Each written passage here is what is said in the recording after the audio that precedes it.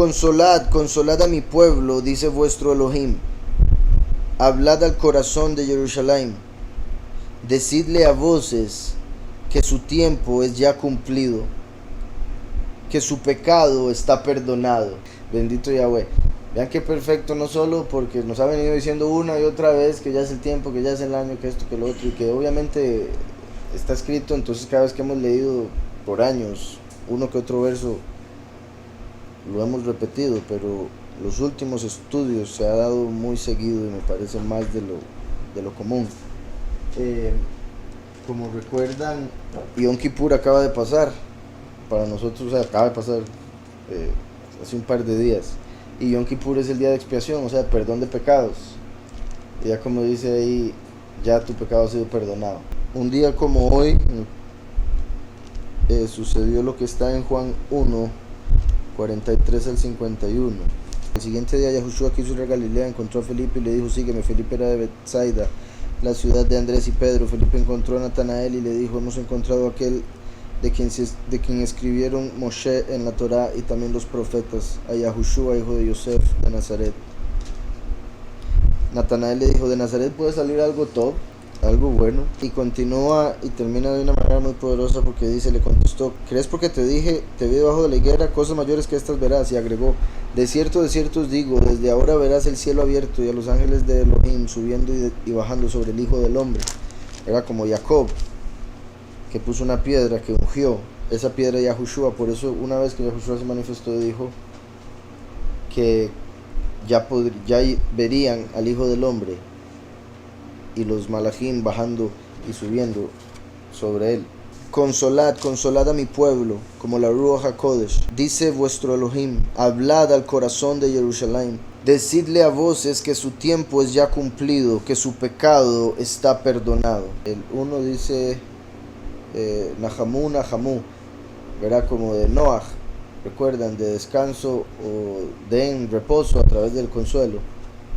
Pero el hecho de que digan Nahamu como de Noach se conecta con que la venida del Hijo del Hombre sería como los días de Noé. Dice, den consuelo a mi pueblo, dijo vuestro Elohim.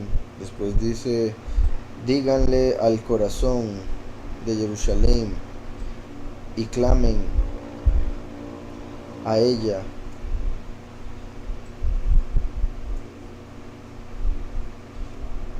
Dice aquí que su tiempo ya cumplido, que dice que se ha completado su ejército, sería, ¿cómo dice ahí esa parte? Porque se ha colmado de De violencia. violencia, ejército. Ahí lo tradujeron como violencia, aquí lo traducen como el ejército de los tiempos, o sea, la cantidad, el montón de tiempo que ha pasado. Kinitza Ona, porque ha sido lavado su iniquidad, porque ha sido lavada su iniquidad, porque ha tomado de la mano de Yahweh el doble por todos sus pecados, ¿no? Sí, es que en cierta forma, como le digo, ahí como que la tradujeron así porque esa sería la interpretación que tenían los que la tradujeron la aramea Peshita.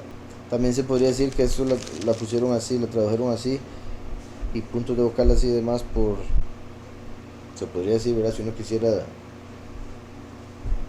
abogar por ambos, que es porque es una bendición, porque es más bonito leerlo así, ¿verdad? Pero en realidad ambas son correctas. Esta porque Yahushua ya vino, todavía más porque acá pasó Yom Kippur, y esa porque Yahweh vino a pagar los pecados, porque ya el pecado de Israel había llegado al colmo, y de hecho el pueblo se alegró en el pecado, entonces también es cierto, y por eso era que Babilonia iba a entrar a destruir la tierra. Entonces en cierta forma, digamos, eso se conecta con lo que venía atrás, y aunque también, o sea, esa parte de que está en el pecado y viene destrucción se conecta con lo de Babilonia, pero esta traducción positiva es particular, que empieza con consolad, porque decirle a alguien que está en pecado y que sos esto y sos lo otro no es una forma de consolar en realidad. En sí ese consuelen, como que quiere decir que le va a dar paz, le va a dar tranquilidad, en vez de lo que le causaría a uno que le digan todo lo malo que ha hecho. Entonces, consolad a mi pueblo, dice vuestro Elohim, hablad al corazón de Jerusalén, dice, decidle a voces que su tiempo ya ha cumplido, que su pecado está perdonado, que el doble ha recibido de mano de Yahweh por todos sus pecados. Vean que eso está en Yeshayahu. Y repito, por eso fue que Yahushua vino, para pagar, y como el primogénito, para darnos la doble porción, porque como el pueblo habría pasado por el doble de castigo por su pecado, así como sería antes de Yahushua, después de Yahushua, el doble, ahora con la primera y segunda venida, los pocos reciben el doble de bendición, la doble porción, como el primogénito recibe el doble. Dice después el 3, voz que clama en el desierto. Eso confirma lo que decía, que Yahushua vendría porque ya se habría cumplido el pecado, el colmo. Entonces Yahweh traería el perdón a través de Yahushua. ¿Se acuerdan que acabo de decir que Juan 1, la parte final se cumplió hoy, un día como hoy? Igualmente en Juan 1, pero un poco atrás de donde había leído, verso 19. Este es el testimonio de Yahuhanán, Juan el Bautista. Cuando los Yahudim enviaron de Jerusalén Kohanim y levitas a preguntarle, ¿quién eres tú? Él confesó y no negó, confesó, yo no soy Hamashiach. Y le preguntaron, ¿qué pues? ¿Eres tú Eliyahu? Dijo, no soy. Porque ellos esperaban el Eliyahu del final. Él dice que no, porque él era el Eliyahu de Malaquías 3, no el de Malaquías 4. Dijo, no soy. ¿Eres tú el profeta? El profeta como Moshe. Y respondió, no. Entonces ahí vemos que 3 serían enviados, de los cuales ya vino Yahushua y el Elías de Malaquías 3, Juan el Bautista, ¿verdad? Que es el que está hablando aquí. Entonces le dijeron, ¿quién eres? Tenemos que dar respuesta a los que nos enviaron. ¿Qué dices de ti mismo? Dijo, yo soy la voz de uno que clama en el desierto, enderezad el camino del soberano, como dijo el profeta Yeshayahu, lo que estamos leyendo hoy. Y unos versos más adelante, era el siguiente día, era hoy, lo que acabamos de leer ahora. Vemos cómo aquí se profetizó entonces de Juan el Bautista. Voz que clama en el desierto, preparad un camino a Yahweh, nivelad una calzada en la estepa a nuestro Elohim. Como en Isaías 7 se había profetizado que el Mesías vendría a través de una virgen y que sería llamado Immanuel, Elohim con nosotros. Por eso dice aquí, nivelad una calzada en la estepa a nuestro Elohim, como diciendo, Elohim viene a la tierra en carne, así que preparen la tierra para que pueda ir por donde tiene que ir, para que tenga un camino por donde ir. Entonces por eso fue que apareció Juan el Bautista 6 meses antes. Bueno, concibió la mamá de Yahuhanán el Inmersor 6 meses antes que Miriam, y vino al mundo Juan el Bautista hablando y buscando el arrepentimiento de la gente, predicando en el desierto, predicando arrepentimiento, inmersando para el arrepentimiento de pecados. Eso fue lo que se dijo aquí, voz que clama en el desierto. Literalmente él fue al desierto. En lo que respecta a Eliyahu, el que viene con el último, los 2 testigos, es una voz que clama en el desierto, o sea, entre los muchos, más que entre los pocos, porque los muchos están en el desierto, los pocos en la tierra prometida, por lo que representa Egipto, mundo, desierto, cristianismo, el cristianismo, y lugar prometido, la tierra prometida, los pocos, igual que el patio, lugar apartado y lugar purísimo en el templo. Voz que clama en el desierto, preparad un camino a Yahweh, nivelad una calzada en la estepa a nuestro Elohim. Todo valle sea alzado y bájese todo monte y collado, como lo que dice Yahweh, el que se exalta será humillado y el que se humille será exaltado. Entonces lo que está arriba va a ser bajado y lo que está abajo Yahweh lo va a elevar. Todo valle sea alzado y bájese todo monte y collado, que lo torcido se enderece y lo áspero se allane. ¿verdad? La purificación de pecados, el enderezar nuestras obras, nuestras palabras, nuestros pensamientos, que lo torcido se enderece y lo áspero se allane. Entonces se manifestará la estima de Yahweh. Entonces vemos que Yahuanán apareció en el desierto, y como apareció en el desierto y cumplió esto, entonces se manifestó Yahushua HaMashiach, porque tenía que estar Juan el Bautista en el desierto inmersando para que Yahushua pudiera ser inmerso por él y pudiese empezar su ministerio.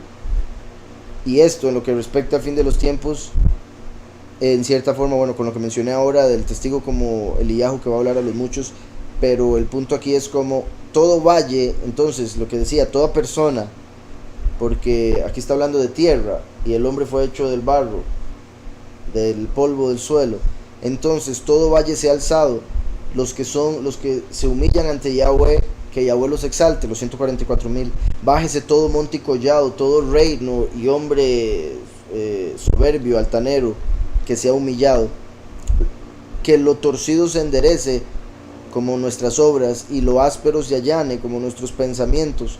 Y una vez que los escogidos hagan eso o empiecen el proceso en sí, entonces se manifestará la estima de Yahweh. El verso 5, Kebod, que es lo que se conecta con el último, como Kabod, el honor, el peso de su estima, ¿verdad? Como se conecta con el último porque se conecta con rey, mientras que Yahushua vino como sumo sacerdote. Dice, entonces se manifestará el Kabod de Yahweh, toda carne juntamente la verá, porque la boca de Yahweh ha hablado. ¿Recuerdan lo que les digo? Que se cumple con la primera venida literal y la otra espiritual y viceversa. Como sabemos, esto se cumplió con Yahushua porque está en los evangelios citado varias veces. El hecho de que Juan el Bautista fue la voz en el desierto, y Juan el Bautista fue el que inmersó a Yahushua y bajó el espíritu, entonces se manifestó la estima de Yahweh. Se puede decir que eso se cumplió, por supuesto.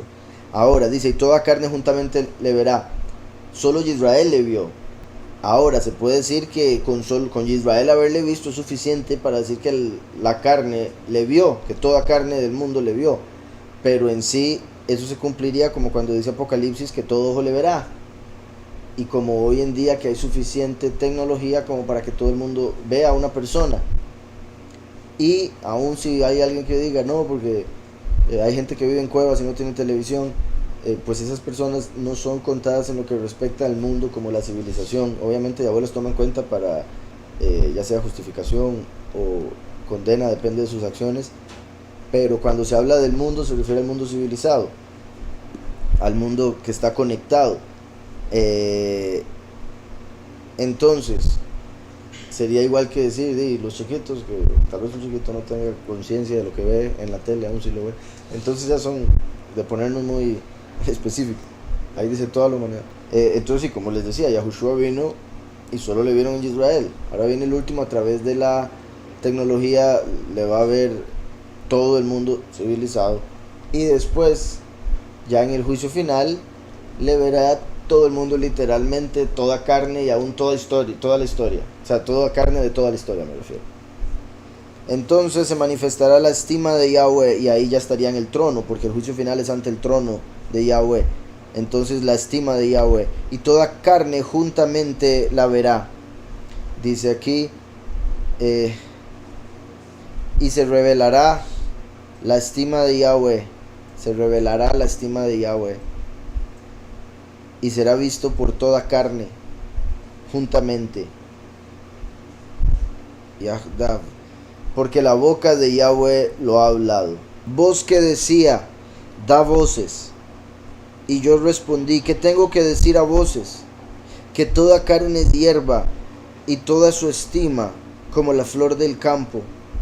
La hierba se seca y la flor se marchita, porque el viento de Yahweh sopla en ella. Recuerden que viento en hebreo es la misma palabra que ruach. Entonces, ahí se podría decir porque el espíritu de Yahweh sopla en ella.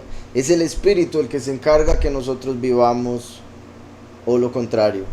Es el espíritu de Yahweh el que se encarga de mantener absolutamente todo. Y si se le da poco menos de espíritu a una planta, esta se seca. Cuando no se le da así como si no se le da agua, si no se le da luz, si Yahweh no da espíritu, esa planta no continúa. igual con los seres humanos. Y por eso dice esto aquí, que toda carne es hierba y toda su estima como la flor del campo. Vean también que en el 3 dijo voz que clama en el desierto, y eso dijo ser Yahuhanan el inmersor. Ahora dice otra voz aquí, que se podría ver como esa segunda venida de Eliyahu, puesto que esto no lo dijo ser Juan el Bautista, pero se conecta con el hecho de que ya estamos en el tiempo de la cosecha, de cortar las plantas, la hierba. Dice, la hierba se seca, bueno, dice que toda carne es hierba y toda su estima como la flor del campo. Ahora había dicho que la estima de Yahweh se revelará, aquí ahora está hablando de la estima de la flor. Y recuerdan que Yahushua dijo, Shlomo, ni con toda su estima ni con todo su honor se vistió como un lirio, pero el lirio, que era una flor hermosa, con el tiempo se seca, cae y ya no sirve para nada, no es nada. Entonces, que toda carne es hierba y toda su estima como la flor del campo. Ahí no usa cabot por si algo, que era lo que estaba buscando. Dice después, la hierba se seca y la flor se marchita, porque el viento de Yahweh sopla en ella. Ciertamente como hierba es el pueblo. La hierba se seca y se marchita la flor, mas la palabra del poderoso nuestro permanece para siempre. Por eso en los salmos vemos cuando David habla de que uno debe buscar ser como el árbol que está plantado junto a las aguas, que no se marchita, que siempre está verde su hoja, que no cae. O sea, debemos estar conectados con Yahushua, como también está escrito, apartados de mí nada podéis hacer, todo lo puedo en el Mesías que me fortalece. Entonces, al estar conectados con Yahushua, nos convertimos en un árbol que está junto a fuente de aguas y por ende no nos secamos, como el pueblo que por su pecado se desconectó de Yahweh y se secó. La hierba se seca y se marchita la flor, por eso Yahushua es la raíz, la semilla, la palabra de Yahweh que se convirtió en una raíz una vez que murió y fue enterrado. La hierba se seca y se marchita la flor, mas la palabra del Elohim nuestro permanece para siempre.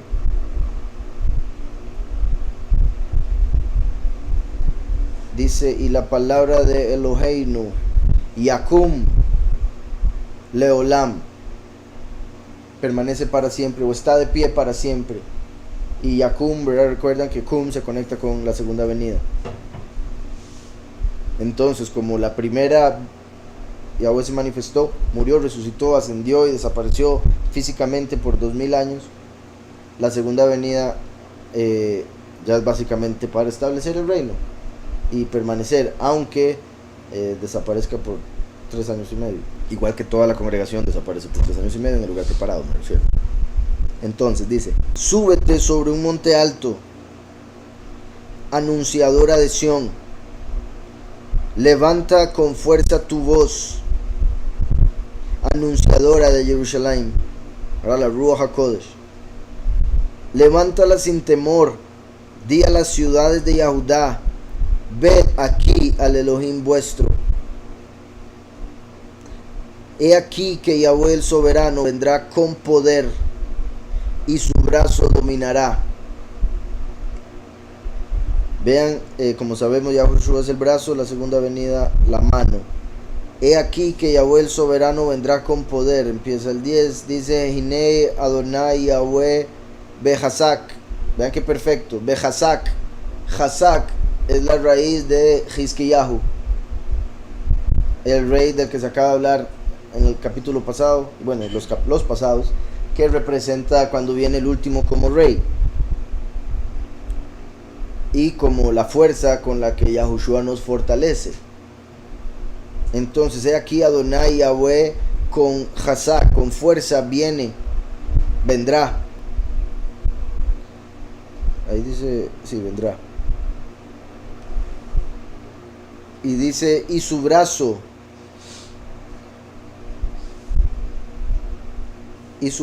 dominará. Dice aquí se describe a Yahweh el soberano como un guerrero triunfador que rescata a su pueblo, a sus amigos, ¿verdad? Sabemos que está escrito también que Yahweh es un guerrero, que Yahweh se manifestaría como Gibor.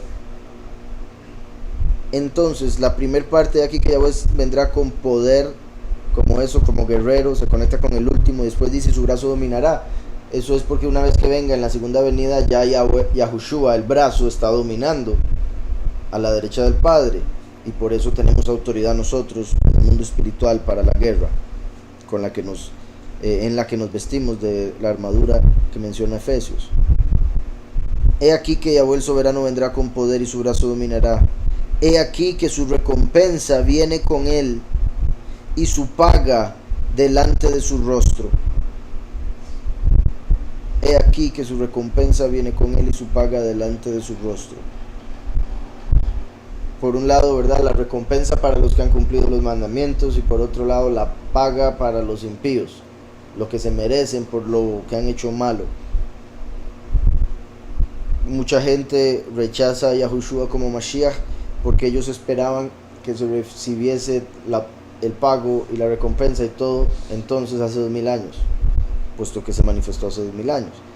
Aunque obviamente esto tiene un cumplimiento con él, que qué mejor recompensa que el perdón de pecados, recompensa por la fe en Mashiach, el perdón de pecados. Si no fuera por el perdón de pecados no podemos recibir ninguna recompensa en la otra vida, no podemos ni siquiera entrar al reino.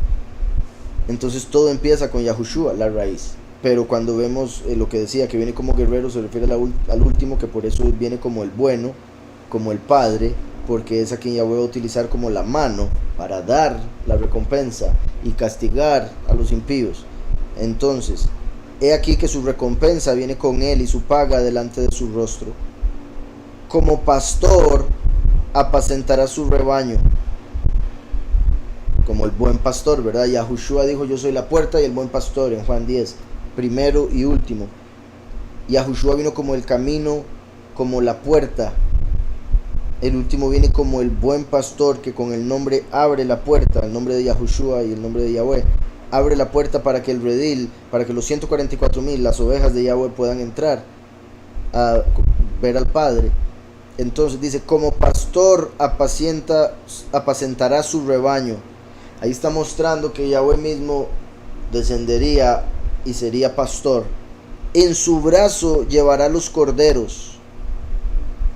Eso, ¿verdad?, hace alusión a cómo Moshe trataba a los corderos con cuidado, ¿verdad?, los de 1 año para abajo, con amor.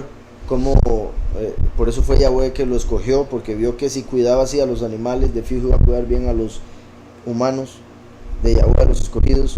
Y en el sentido espiritual, como es Yahushua el Cordero, Yahushua el Cordero es el brazo a través del cual los 144,000 son elevados o sostenidos, puesto que él es la base, el fundamento, la piedra angular. Entonces, como pastor apacentará su rebaño, en su brazo llevará los corderos, junto a su pecho los llevará, y pastoreará con ternura a las recién paridas. Lo que decía de la ternura que usaba Moshe y David con las ovejas, y por la cual Yahweh lo utilizó para pastorear el pueblo de Israel, el rebaño de Yahweh.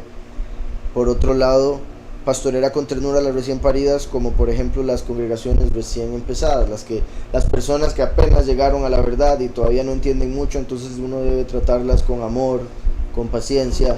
Uno no puede esperar que una persona que venga a la verdad, o que venga a la enseñanza o a lo que sea, la doctrina verdadera, que inmediatamente entienda todo y que inmediatamente ya cambie absolutamente todo en su vida y todo su vocabulario y todo. No se puede esperar eso.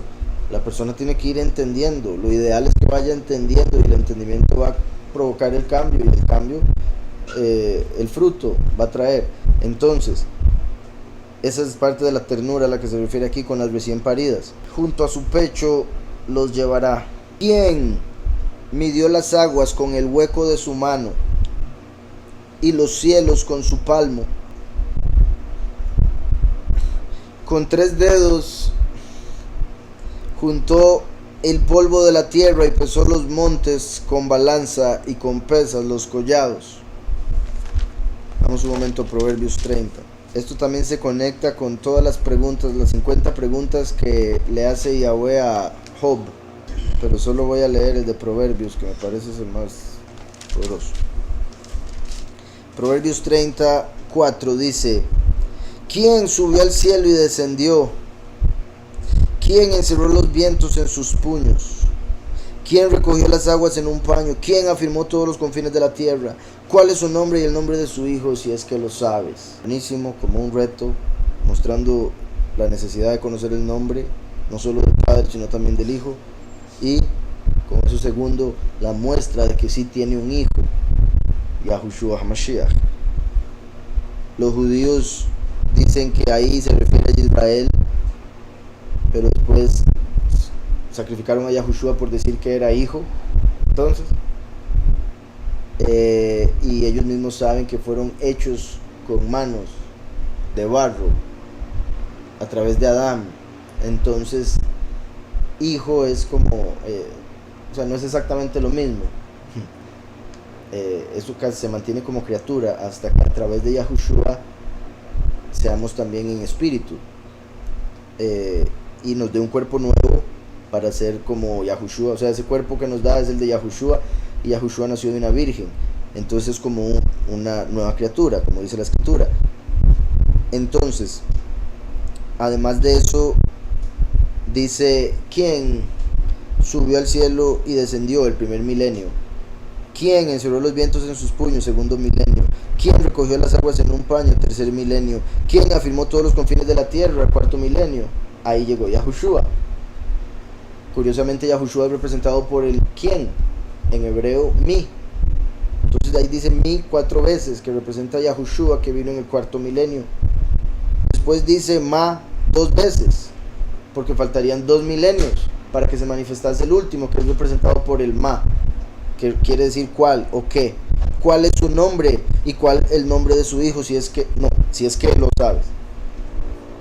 Además de eso, ahí a través de los valores numéricos vemos que está el valor numérico 391, que es el de Yahushua, y 397, que es el de Yahushua con 2 Vavs, que representa la segunda venida, y confirmar que a quien se refiere ahí es Yahushua, entre otro montón de cosas que se pueden ver ahí muy poderosas. Entonces, esto de Yeshayahu se parece mucho. ¿Quién midió las aguas con el hueco de su mano y los cielos con su palmo? Aunque obviamente eso se puede tomar, o se debe tomar, que se refiere a la grandeza de Yahweh, que es tal que uno no la puede comprender, porque obviamente Yahweh es invisible, no tiene materia como para sostener las aguas y todo eso, pero sí hizo un ángel capaz de hacerlo.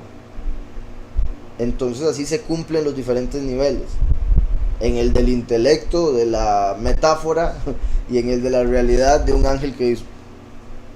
¿Verdad? Que por ejemplo se dice que Ariel, que se convirtió en Samael, es extremadamente recontra que super gigante el tamaño de ese ser, y que Moshe lo vio y casi le da un paro de la grandeza cuando lo llevaron al cielo. Dice: ¿quién midió las aguas con el hueco de su mano y los cielos con su palmo? Con 3 dedos juntó el polvo de la tierra. Recordemos que Yahweh le dijo a Abraham que él haría a sus hijos como el polvo de la tierra, y Yahweh siempre dice: yo soy el poderoso de Abraham, Isaac y Jacob. Los 3 dedos con los que recogió todo el polvo de la tierra, que serían Israel. Dice: con 3 dedos juntó el polvo de la tierra y pesó los montes con balanza y con pesas los collados, así como juzga las naciones, los reinos. Dice mano y después dice Baseret. Ok, con su palmo, sí. ¿Quién examinó al espíritu de Yahweh o lo aconsejó y enseñó? Es una pregunta retórica, que no hay nadie que exista además de él como para haberle podido enseñar algo al que todo lo sabe, el que siempre ha existido y al único que existe, ¿verdad? Entonces, por otro lado, se puede decir que Yahushua es a quien Yahweh tuvo como hijo, a quien respeta, y a una vez a su derecha consulta con él, como Yahweh cuando dice: hagamos al hombre a nuestra imagen y semejanza, que a pesar de ser el Todopoderoso con todo el conocimiento, aún así es tan humilde de hablar con otro al respecto de una decisión que tomó, como de hacer al hombre. ¿Quién examinó al espíritu de Yahweh o le aconsejó y enseñó? ¿Quién examinó el Ruach de Yahweh? ¿O qué hombre le aconsejó y le dio conocimiento? ¿A quién pidió consejo para poder discernir? ¿Quién le enseñó el camino del juicio o le dio conocimiento o le mostró la senda de la prudencia? Aquí, una vez más repito, se parece mucho a lo de Job. Job, cuando le pasó lo que le pasó, él no tenía la menor idea de por qué estaba pasando por eso. Pero si uno supiese la razón de la prueba, no sería una prueba, como cuando uno tiene un examen y se sabe todas las respuestas, porque se las dieron o porque se las robó o algo así. Entonces, si uno sabe por qué está pasando la prueba, no sería una prueba, sería trampa. Entonces, Job, al pasar por la prueba y no saber, empezó a deducir cosas que estaban incorrectas, como por ejemplo que Yahweh le había visto y se había equivocado, que en vez de su nombre Job había visto Oyeb, que quiere decir enemigo, entonces que lo había visto como su enemigo y por eso le había pasado eso. Después llegan los 3 amigos de Job y todos le dicen, algo hiciste, a la gente no le pasan las cosas así porque sí, algo usted tuvo que hacer, no le creemos. Entonces tras de que ella se siente mal, la esposa le dice, ya maldice a Yahweh y muérete. Los 3 amigos le dicen, algo hiciste, no te hagas el inocente. Y él, pero es que no sé, no he hecho nada, que yo sepa, no he hecho nada, me he cargado de hacer todo según lo que el Todopoderoso manda, según lo que me parece que el Poderoso manda, etc. Y entonces se le aparece Yahweh y le hace 50 preguntas para que se dé cuenta que si no puede responder esas 50 preguntas, entonces que por qué se atreve a creer que Yahweh comete un error, que debería saber y confiar completamente en que Yahweh tiene control de todo, aún de esa situación por la que está pasando Job. Después Yahweh restaura a Job y Job dice, a oídas te conocía, pero ahora mis ojos te ven. Aquí es similar con lo que está diciéndole a Yeshayahu. En este caso, en vez de Job para el pueblo, y en vez de que sea en sí el punto hacer entender a Job que Yahweh tiene control de todo lo que le está pasando, que no se preocupe, de una manera muy personal, aquí al mundo entero le está diciendo que solo Yahweh existe y que no hay ningún poderoso, porque el mundo entero, entre las naciones, están un montón de gente que adora falsos Elohim. Entonces el punto de Yahweh a partir de este capítulo, y va a seguir por bastantes capítulos, es dejar claro que solo Él existe, que solo Él es poderoso, que solo Él puede decir el fin desde el principio, que solo Él hace todo, que no hay ningún otro. Y a eso se refiere con todas estas preguntas. ¿A quién pidió consejo para poder discernir? ¿Quién le enseñó el camino del juicio o le dio conocimiento o le mostró la senda de la prudencia? Vean también qué particular, porque repito, las preguntas son retóricas, nadie le ha enseñado nada, todo ni siquiera lo aprendió. Él es el entendimiento, Él es el conocimiento, Él es la sabiduría. En otra interpretación se puede ver como que Yahweh hizo a Yahushua para tener a alguien con quien hablar, ser humilde, porque a través de Yahushua hizo todo un pueblo. Y por otro lado, curiosamente, cuando Yahweh habla de venir como primero y último, cuando viene como el último, viene como hijo pródigo, hijo de hombre, o sea, de una relación común y corriente en doctrina falsa, como cuando Yosef fue llevado a Egipto, como cuando Moshe nació en Egipto, como cuando Zorobabel nació en Babel. Zorobabel, nacido en Babel, quiere decir el nombre. Ahora viene el último, como lo acabamos de leer en Zacarías. Y por la doctrina falsa, está igual que el resto del mundo en falsedad, en la apostasía, pero como cuando el hijo pródigo está comiendo con los cerdos, eso es la doctrina falsa, y de repente dice, pero ¿por qué yo estoy aquí si en la casa de mi padre hay alimento, etcétera, etcétera? Entonces se devuelve a la casa del padre. Eso es básicamente cuando el último se da cuenta que en el mundo no hay verdad, no está la verdadera doctrina, por más que tengan la escritura y todo lo demás. Entonces se devuelve a la verdad, y a través de, obviamente, Yahushua, el camino por el que se devuelve al Padre, a través de Yahushua llega a recibir conocimiento, consejo de por dónde ir, etcétera, etcétera. Como cuando dice aquí, ¿quién le enseñó el camino del juicio? Yahweh al último le enseñó de Yahushua el camino por el que debía ir, el camino del juicio. O le mostró la senda de la prudencia. Vean, que se dice, he aquí que las naciones son para él como la gota de agua que cae del cubo. ¿verdad? Todos yo creo nos ha pasado alguna vez en la vida estar en algún lugar donde hay algún problema en la tubería y hay una gota que tic, tic, tic, y uno tratando de dormir y tic, tic, y uno es tic, llega a ser completamente molesto, lo harta uno. Hasta, y también es como la gota, como dicen, ¿verdad? La gota que derramó el vaso. Llega un punto donde lo que sea que se ponga para que no suene, digamos, porque hay unas cosas que sí sirven, pero digamos como un balde, se terminaría derramando todo eventualmente. Entonces, así como lo que hablamos ahora de cuando llega al colmo del pecado, una gota más y Yahweh hasta ahí llegó con la paciencia y destruye esas naciones que lo cansan por su pecado continuo. He aquí que las naciones son para él como la gota de agua que cae del cubo, y como polvo menudo en las balanzas le son estimadas, o sea, como nada. He aquí que las islas le son como polvo que se desvanece. Dice, ni el Líbano bastará para el fuego. Aquí lo menciona porque recuerden que el Líbano era conocido por los árboles que habían ahí gigantes. Por ende, el hecho de que dice ni el Líbano bastará para el fuego es por toda la madera que había ahí. Estaba lleno de madera, pero ni toda esa madera era suficiente, será suficiente para lo que viene. Ni el Líbano bastará para el fuego, ni todos sus animales para el sacrificio. Recuerdan que hemos visto que habla la escritura del sacrificio continuo, que mientras dura el sacrificio continuo, y les ha mencionado que o sea, lo literal se ve como sacrificio de la mañana y la tarde que harían en el templo cuando lo construyan, de piedra, los judíos de carne, judíos que dicen ser judíos y no lo son, sino que son la sinagoga de Satanás.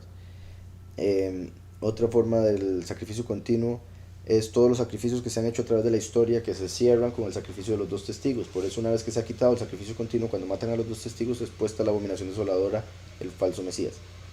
Tercero, se conecta con la guerra, en el sentido de todas las personas que mueren en guerra son en cierta forma sacrificados para el dios de la guerra, que veíamos ahora como Merodach.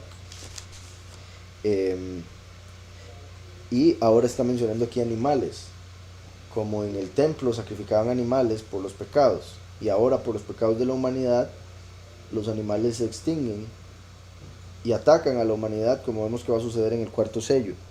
Entonces vean cómo la muerte de los animales se conecta también, o Yahweh lo toma ahí como sacrificios, porque aún si mataran a todos se mueren todos los animales del mundo, no van a ser suficientes, no va a ser suficiente sacrificio. Ni el Líbano bastará para el fuego, ni todos sus animales para el sacrificio. Como nada son todas las naciones delante de él, para él cuentan menos que nada. Qué bueno eso. Menos que nada. Vean si Yahweh es matemático, que hasta habla de números negativos. Son menos que nada, porque nada no hace nada, pero ellos hacen mal. Entonces son peores que si no existieran. Para él cuentan menos que nada, menos que lo que no es. ¿A qué pues haréis semejante a Elohim? ¿O qué imagen le compondréis? Vean qué buena pregunta. Los católicos se dieron a la tarea. Vamos a hacerle esta. O esta. Ya está. ¿A qué pues haréis semejante a Elohim? ¿O qué imagen le compondréis? Vean cómo venía hablando con todas esas preguntas, cómo se conecta con el hecho de que Yahweh le dijo a Yahushua, hagamos al hombre a nuestra imagen y semejanza. Y ahora Yahweh, después de todas esas preguntas, que no hay nadie más que él, dice, ¿y qué imagen le compondréis? Como sabemos, la bestia hace una imagen, la imagen de la bestia, y Yahweh le permite que se le dé aliento, y ese se convierte en el falso Mesías, porque están copiando la obra de Yahweh al crear a Adán. Porque Satanás quiere ser como el hombre, porque el hombre es la imagen y semejanza de Yahweh. Por eso Satanás va a entrar en un cuerpo humano. ¿A qué pues haréis semejante a Elohim? ¿O qué imagen le compondréis? ¿Verdad? Hay un montón de religiones que hacen todos los animales, todo tipo de animales, y dicen que son Elohim. Otros que hacen un hombre, otros que hacen una mujer, otros hacen un viejito, otros hacen un niñito. ¿A qué pues haréis semejante a Elohim? ¿O qué imagen le compondréis? Semejanza e imagen, ve ahí. Semejante a Elohim, ¿qué imagen le compondréis? Vean qué perfecto. Empieza, la primera dice mi, ¿quién? Y la segunda dice ma, ¿qué o cuál? Como primero y último, imagen y semejanza. Entonces, así como Yahweh enviaría o vendría como primero y último, representado por lo que vemos en la escritura, imagen y semejanza, aquí se menciona que a quién haréis semejante a Elohim, o qué imagen le compondréis. El artífice prepara la imagen de talla, el platero le extiende el oro y le funde cadenas de plata. El pobre escoge para ofrecerle madera que no se apolille. Se busca un maestro sabio que le haga una imagen de talla que no se mueva. Vean eso, o sea, ¿verdad? Cómo es Yahweh utilizando la realidad que se da en el mundo para mostrar lo estúpido que es, la forma en que actúa la gente tristemente en la religión. Y por eso dice el pobre escoge, porque es pobre espiritualmente, es pobre mentalmente, no necesariamente de plata, porque acaba de decir que es una imagen que tiene oro y plata. ¿Cómo el pobre va a poder hacer eso? Recuerden que el conocimiento y la sabiduría son más valiosos que el oro y la plata. Entonces este pobre que escoge el ídolo puede tener mucho dinero, pero es completamente pobre en lo espiritual. El artífice prepara la imagen de talla, el platero le extiende el oro y le funde cadenas de plata. El pobre escoge para ofrecerle madera que no se apolille. ¿Verdad? También ahí se ve como lo que hace el artífice, que trabaja todos los materiales que le traigan o que tenga para vender. Y después el pobre que no tiene plata y oro, entonces ofrece madera. Lo único que puede hacer es un ídolo de madera. Corta un árbol y hace un ídolo con esa madera, como un crucifijo y esas cosas que hace. Dice, el pobre escoge para ofrecerle madera que no se apolille. Se busca un maestro sabio, eso verdad, ahí me parece tan sorprendente. Se busca un maestro sabio, obviamente no es sabio, pero para la persona que se lo busca, se busca un maestro sabio que le haga una imagen de talla que no se mueva. El maestro sabio, ahí, ¿verdad? Uno lo tomaría como con la enseñanza, obviamente, porque estamos hablando de doctrinas falsas, pero ahí se refiere, ¿verdad?, a un maestro sabio en trabajar la madera. Por eso el pobre consigue la madera que no se apolille y se consigue el maestro sabio para que le haga el ídolo. No sabéis, no habéis escuchado, no os lo han dicho desde el principio, no habéis sido enseñados desde que la tierra se fundó, ¿verdad? Porque Yahweh ya había dado la Torá. Y aún cuando fundó la tierra, le enseñó a Adán, le dio un libro y le enseñó de la creación. Después se dio el diluvio, después Yahweh le enseñó a Abraham, después le da a Moshe la Torá, después nos da a los profetas, después viene Yahushua y deja la verdad. Entonces por eso dice aquí esto Yahweh. No sabéis, no habéis oído, no os lo han dicho desde el principio, no habéis sido enseñados desde que la tierra se fundó. Él está sentado sobre el círculo de la tierra.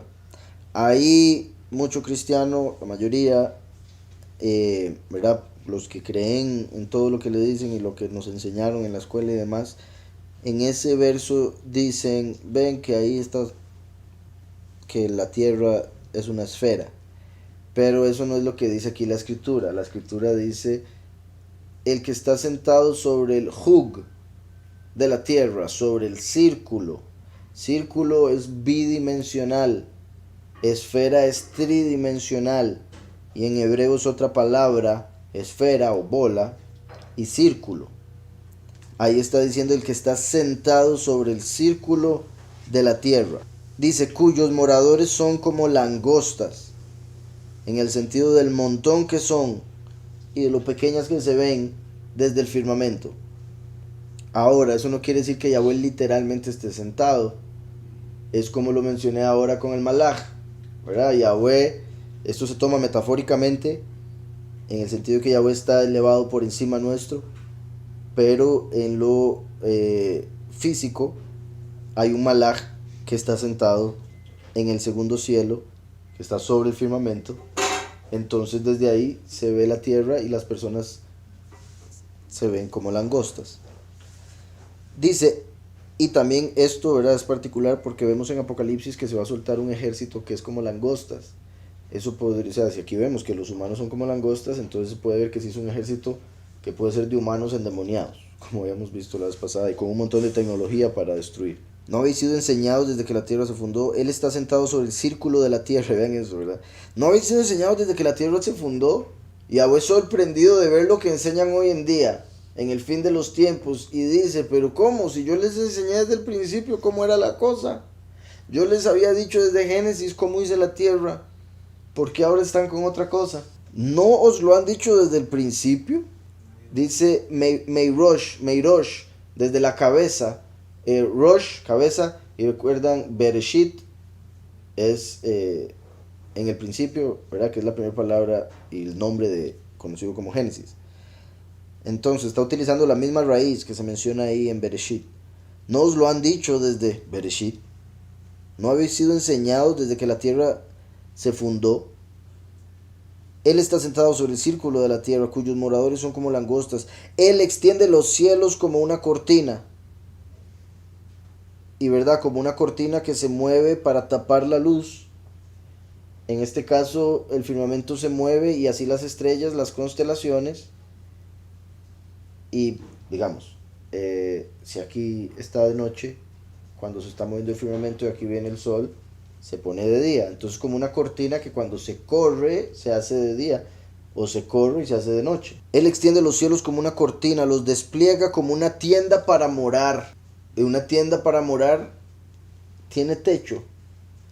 Y ese es el punto, de hecho, porque está hablando del firmamento, que lo extiende como una tienda. Porque una tienda uno la puede hacer con solo una cuerda de árbol a árbol, agarra una cobija bien grande y la pone así, ¿verdad? Y ya está así de indito, y duerme en el suelo. Pero mi punto es que eso es lo principal de la tienda.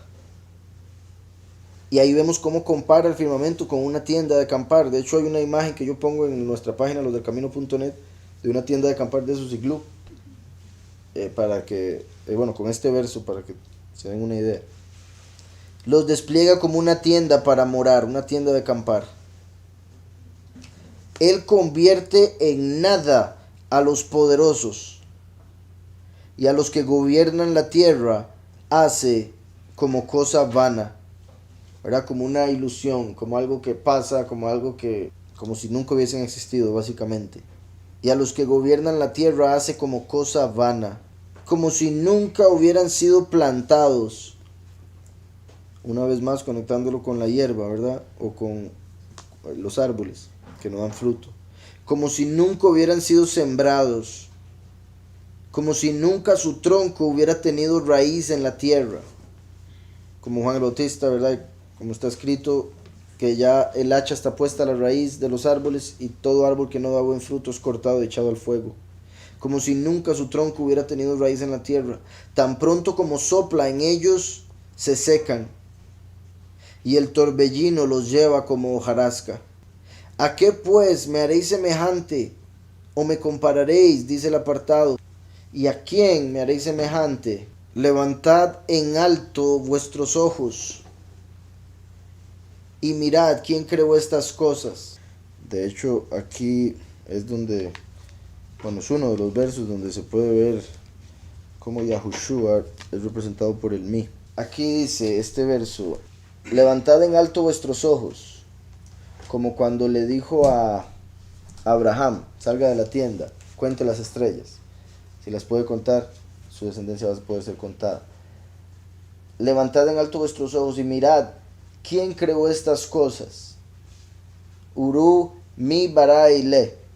Mi bara eile. Es quien creó estos o estas cosas. Se refiere a el ejército de los cielos, o sea, los malachim. Y se puede ver como el quien, el mí, creó esto. Génesis vemos, en el principio, creó Elohim los cielos y la tierra. Bereshit, bara, Elohim, et hashamayim ve'et haaretz. Cuando vemos esto, mi, eile, tenemos que, si agarramos el mi y lo ponemos aquí al final, tenemos Elohim. ¿Verdad? Como saben, esta mem es cuando aparece al final de una palabra.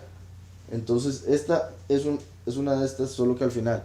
Aquí está el principio, aquí está el final, por eso se dibuja diferente. Elohim es la mezcla de mi y Eile. En Génesis dice Elohim bara, Elohim creó. Elohim creó es la respuesta de mi bara Eile. ¿Quién creó estos?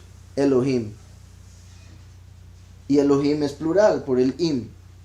O sea, Yahweh a través de Yahushua, el Mesías, el mi.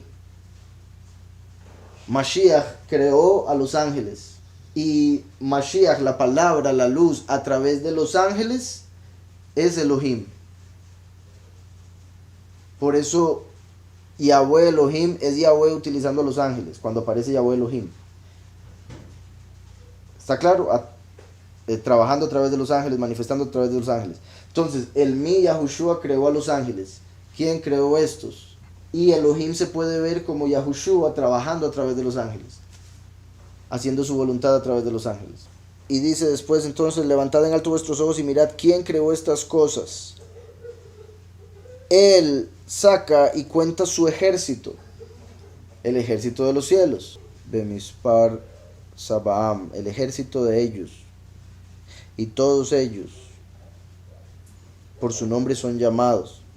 Dice, y a todas llama por sus nombres, ¿verdad? Yahweh conoce, obviamente, porque todo lo sabe, los nombres de absolutamente todos los ángeles que creó, y son miles de miles de miles de miles. Al igual que sabe los nombres de todos los seres humanos, como en Génesis aparece que creó el ejército de los cielos y el ejército de la tierra, refiriéndose a todas las generaciones que habrían en los cielos y todas las generaciones que habrían en la tierra. Él saca y cuenta su ejército, a todas llama por sus nombres. Vean ahí como mencionan nombres, después de que en mi, Bara y Le se encuentra el título, que los judíos llaman nombre, Elohim. A todas llama por sus nombres, y ninguna faltará. Así como ninguna de sus palabras, ninguno de sus planes, así como la energía que transmiten las estrellas influencia la tierra para que se dé una historia específica. Él saca y cuenta su ejército. Aquí dice, donde dice cuenta, es mispar. Mispar es mem, spar.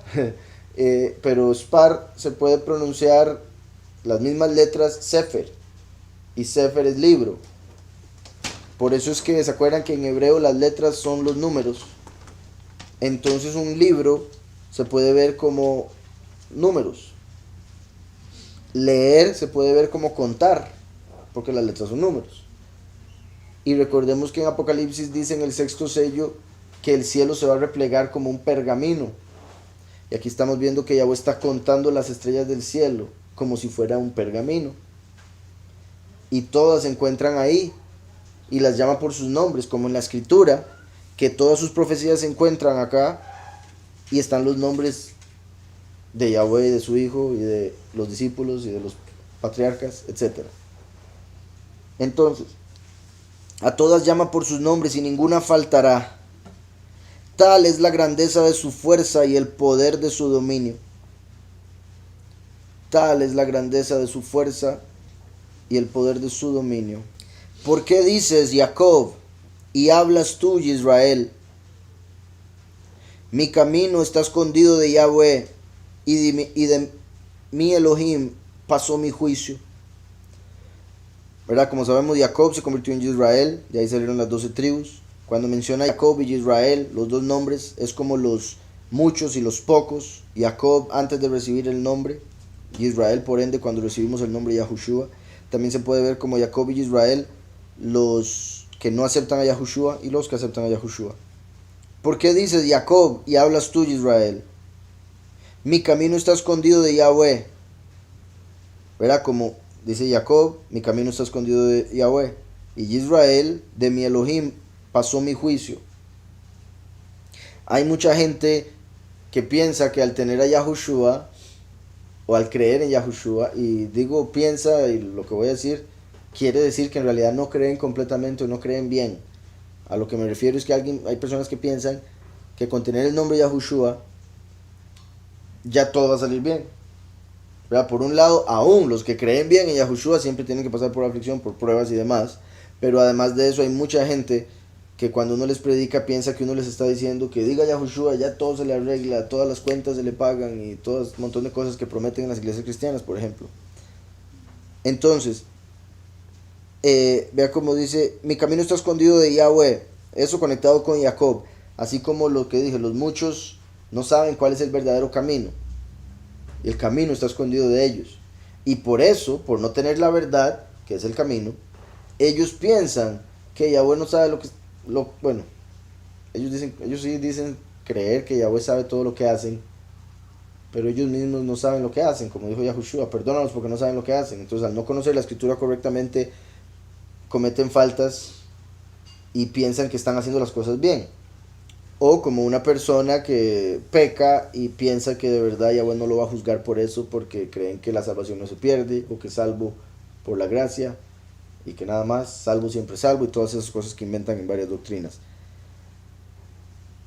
Dice, mi camino está escondido de Yahweh, y mi Elohim pasó mi juicio. O sea que el poderoso no va a juzgar, que no va a condenar, como eso que dije, salvo siempre salvo. Verá, la fe sin obras está muerta, y mucha gente piensa que solo fe, y no piensan en obras. O sea, no ponen en práctica lo que dicen creer, entonces terminan actuando igual, terminan siendo igual que eran antes, solo que dicen creer, eso no cambia nada. ¿No has oído que el poderoso eterno es Yahweh, el cual creó los confines de la tierra? No desfallece ni se fatiga con cansancio. Vean cómo aquí está preparando, y digo preparando por todo lo que sigue en los próximos capítulos, pero revelándole al pueblo que solo Él existe, porque hay mucha gente que adora a otros, que empezó con uno en particular que es Samael, quien al principio dijo ser el único poderoso. Aquí, como Yahweh está probando serlo, Samael dijo serlo. Por eso Yahweh aquí empieza a hablar de los ídolos hechos de madera y plata y demás, que como he dicho, el adorar la madera, la piedra, la plata y el oro está conectado con la ceguera de Samael, el primer Satanás. Digo todo eso porque dice aquí, no has oído que el poderoso eterno es Yahweh, el cual creó los confines de la tierra, no desfallece ni se cansa ni se fatiga con cansancio. Pero leemos en Génesis que Yahweh descansó, que Elohim descansó el séptimo día. Y aquí Yahweh dice, no, pero Yahweh no se fatiga con cansancio. Entonces, por eso es que entendemos que Yahweh creó en el séptimo día el descanso para el hombre. Y un malaj que dijo ser el que es, sí se fatigó y necesitaba ese Saturday. Por eso es Saturno, Cronos, el que inventó el tiempo. Bueno, no. Cuando Yahweh inventó el tiempo, creó a ese ángel, el cual creó los confines de la tierra, no desfallece ni se fatiga con cansancio, y su entendimiento no hay quien lo alcance. Su entendimiento no hay quien lo alcance. Dice después, Él da esfuerzo al cansado y multiplica las fuerzas al que no tiene ningunas. ¿Verdad? Por eso es muy importante cuando uno se siente cansado con lo que sea, harto o lo que sea, es importante orar, porque Yahweh da fuerza a través de la oración. Él da fuerza al cansado y multiplica las fuerzas al que no tiene ningunas. Los muchachos se fatigan y se cansan. Los jóvenes flaquean y caen. Vean cómo menciona a los jóvenes. O sea, por más joven, por más energía que tenga, llega un momento donde flaquea y cae. Y también los jóvenes les falta la paciencia, que eso es lo contrario de tal vez una persona que no tenga ya tantas fuerzas como para correr y correr, como cuando era joven, pero tiene la paciencia para esperar y esperar. Mientras que un joven no aguanta nada y por eso se cae mucho en error. Él da esfuerzo al cansado y multiplica las fuerzas al que no tiene ningunas. Los muchachos se fatigan y se cansan, los jóvenes flaquean y caen, mas los que esperan en Yahweh tendrán nuevas fuerzas. Los que esperan en Yahweh tendrán nuevas fuerzas. Levantarán alas como las águilas. Correrán y no se cansarán. Caminarán y no se fatigarán. En Apocalipsis 12 dice, verso 16, pero se le dieron a la mujer las dos alas de la gran águila, se le dieron a la congregación escogida las dos alas de la gran águila, para que volara de delante de la serpiente al desierto, a su lugar donde es sustentada por tiempos y la mitad de un tiempo, 3 años y medio.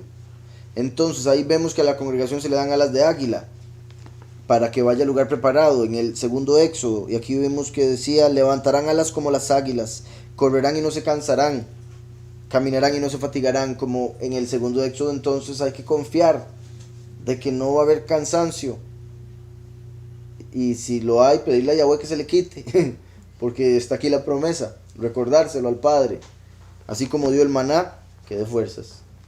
Y por otro lado, en Apocalipsis 3, cuando habla la congregación escogida, los de Filadelfia, les dice, yo conozco tus obras, por eso he puesto delante de ti una puerta abierta, es el verso 8 del 3, la cual nadie puede cerrar, pues aunque tienes poca fuerza, has guardado mi palabra y no has negado mi nombre. Has guardado mi palabra, Yahushua, y no has negado mi nombre, Yahweh. Aunque tienes poca fuerza, dice Isaías, él da esfuerzo al cansado y multiplica las fuerzas al que no tiene ningunas. Entonces él da esfuerzo al cansado, a los pocos, a los que tienen pocas fuerzas, y a los que no tienen ningunas, que son los muchos, les da vida en la otra vida, en la resurrección. Porque curioso que dice, multiplica las fuerzas del que no tiene ningunas. 0 por cualquier cosa. Entonces, en sí, repito, se refiere a los muchos en la resurrección, porque se quedaron sin fuerzas en la muerte, pero Yahweh los resucita para que se puedan multiplicar en el milenio. Mas los que esperan en Yahweh, como dijo Yahushua, el que persevere hasta el fin, ese será salvo. Entonces hay que creer, mantenerse firme hasta el fin. Tendrán nuevas fuerzas. Shemini Atzeret, ¿verdad? Como cuando todo se renueva, el octavo día. Levantarán alas como las águilas, los escogidos en Apocalipsis 12, el segundo Éxodo. Correrán y no se cansarán, caminarán y no se fatigarán.